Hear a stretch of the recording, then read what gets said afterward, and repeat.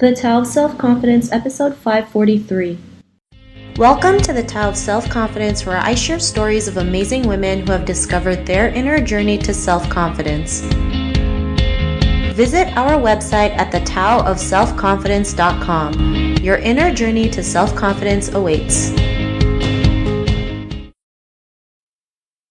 Well, hello, friend. Welcome to the Tao of Self-Confidence, where I share stories of amazing women who have discovered their inner journey to self-confidence. I'm your host today, Sheena Yap-Chan, and today I have a phenomenal lady on the show today. She is a TV journalist and a blogger, and I'm really excited to have her on today to share her story with us on self-confidence. So without further ado, I'm going to introduce you to Hoang-Kim Cung. Kim, how are you today? Maybe you can fill in a little bit more about yourself to the listeners. Hi, Sheena. I'm doing absolutely fantastic, and thank you so much for having me on the show today. I really appreciate it. Yeah, I am a TV reporter, anchor, and I'm also a blogger. I run a fashion and lifestyle blog, coloranchic.com. I actually started that in college and then watched it grow into what it is today. And I'm a Vietnamese American, grew up in Texas, moved to a couple different states because of working in the TV industry, but absolutely loving what I do now and really excited to share some things I've been able to take with me from all the lessons I've been able to learn and just really share that and hopefully encourage other women. Awesome. Well, thanks for sharing that. And Kim, what's your favorite self-confidence quote? So my favorite is actually "Fortune favors the bold," which is a Latin proverb. And I've always loved it. I think I first heard it when I was about 10 years old, and it really stuck with me just because I really believed if you are bold enough to go out there and do something, whether it's a little risky or not, you will be rewarded in the long run. And I think for me, having been a figure skater when I was younger, risk taking was definitely part of it. When you go up for a jump, you don't know if you're going to land or not all the time. Sometimes you fall, sometimes you land, but that's when I first started really taking risks, and I've been able to do that throughout college and with my career. So that's definitely my favorite quote. Awesome. Well, thanks for sharing that great quote. And in your own words, how do you define self-confidence? So to me, self-confidence is really being aware of who you are and the value you bring to others. So I used to be actually very, very shy when I was younger. There must have been a reason figure skating clicked with me because I was able to perform and, make the audience feel something without ever opening my mouth. It's a visual art. And I've always wanted to be a journalist since I was very, very young. I think it kind of started when I was 4 or 5, and my mom, being a psychologist, realized, shyness and wanting to be a journalist doesn't really match. So she put me into pageants, and, that really helped grow my self-confidence. And for me, that was just, so important to really realize who you are, what you have to offer. And if you've got those two things, you can always rely on them and you can put your best foot forward. Thanks for sharing that great definition. And what was your life like before your discovery of self-confidence? Yeah, so I mentioned I used to figure skate when I was younger. I did it competitively for about 11 years. And like I said, I was very, very shy. And my mom, being a psychologist, was obviously, she knew this was not going to work if I wanted to be a journalist. So she put me in pageants. And the first time I remember, we had no idea what we were doing. It was a pageant called National American Miss. And that first year, I remember getting third runner-up out of, I think, maybe 200 girls. And I was like, oh my gosh, this was really cool. And so I came back the next year because I'm competitive, and I got third runner-up again. And the next year, I remember sitting down and telling my parents, I was like, okay, third runner-up is just not going to cut it anymore. And so we worked really hard on public speaking, my interview skills. I would practice questions with my mom. She would be driving me to skating practice, and I would be in the passenger seat. She would be asking me questions and I would answer them for her. And over time, as I did pageants, they really helped me grow into the confident woman I am today. I mean, I did pageants for about 10 years, and that's really what, really did it for me. It made I had that click, that transformation. But yeah, before, I remember just being scared to even talk to strangers. And now, as a journalist, I talk to strangers all the time. I knock on doors. I run up to people and ask them questions, try to find out what's going on, finding the truth. So yeah, it's been a pretty crazy journey.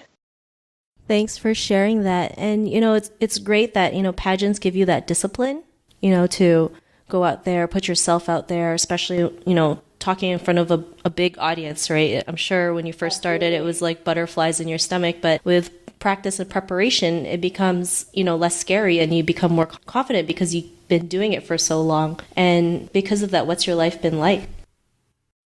It's been a whirlwind. I remember when from the very first pageant I did to ultimately competing at Miss USA, very, very different.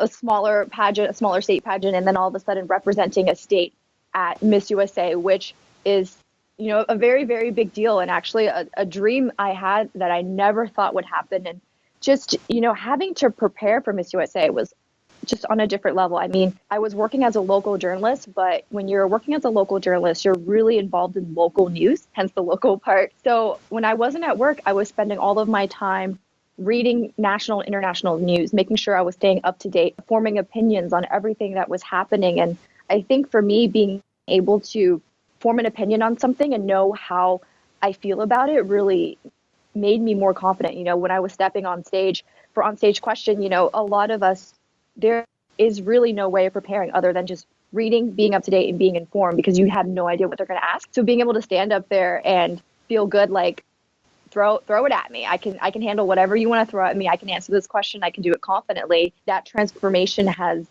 been huge. I know I feel it because I live it, but I'm sure for my parents, seeing me go from this tiny, shy little girl to, standing on stage and, shouting at the top of my lungs, my name, my state, my age at Miss USA was definitely a moment for them. Awesome. Well, thanks for sharing that. And that's great that you were able to, compete for Miss USA, from just like doing this because your mom just wanted you to get out of your shyness. And, it's crazy the journey that you've been, right? Which I think is great. And, to the woman who's listening to your episode, she may be in her own journey of self-confidence. What would be that one tip you would give to her?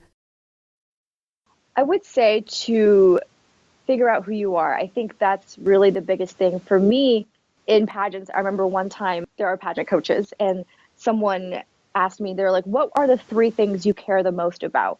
You can always fall back on those 3 things. And I feel like that's kind of something I brought to real life. When I go to job interviews, and if they're not asking me about news, they generally will always like, what's keeping you busy? What are you about? What are you passionate about? And once you figure out what you love and can work toward that, I think it gives you a certain confidence. At least for me, I have this motivation, especially, growing up in a family of immigrants. My whole family immigrated here from communist Vietnam.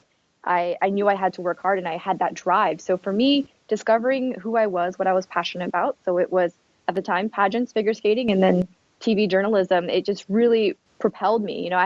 Personally, I felt like I had no other option than to succeed because of all the sacrifices my parents went through. So I think if you can figure out what you truly love and what you want to do, you can find self-confidence in that because you can become an expert in that field. You can read about it, know everything you can about it. And when you have that knowledge, I feel like it just really empowers you. And, it makes you put your best foot forward, whether it's in life or your job or your personal relationships. It really, really does empower you. Thanks for sharing those great tips. And yeah, I always believe, if you do something you love, like the confidence just comes out because it's like effortless. And even if you have days where you feel like you don't even want to do it or get frustrated or get confused, like you just keep going at it because it's just something you genuinely love, and everything will just fall into place. So I really love that tip that you mentioned. And Kim, if our listeners wanted to get to know a little bit more about you and what you do or check out your blog, is there any links or social media profiles we can connect with? Absolutely. So my blog is colorandchic.com, and then you can find me on Instagram at HK-Kung. It's HKCUNG. And then on Twitter, I have my my journalist account. So that's Kim Kung TV. Pretty easy and straightforward. But yeah, I would love to connect with others. Always feel free to reach out to me. I remember when I was younger, I reached out to a bunch of people and was always like, hey, I really admire you. I'm a student and I don't really have too much to offer you, but I can do this if, you let me, hang out and learn this from you. And so I love to help out because I know so many other incredible people gave me the chance to either listen in or just follow them around. And through that, I gained so much insight and experience. So would be more than happy to do that for others.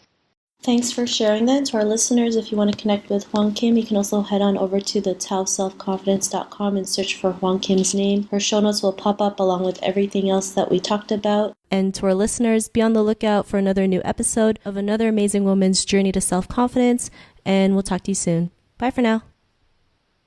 Thank you for tuning in to another amazing episode of the Tao of Self-Confidence. Get your free audiobook by visiting our website at thetaoofselfconfidence.com. Your inner journey to self-confidence awaits.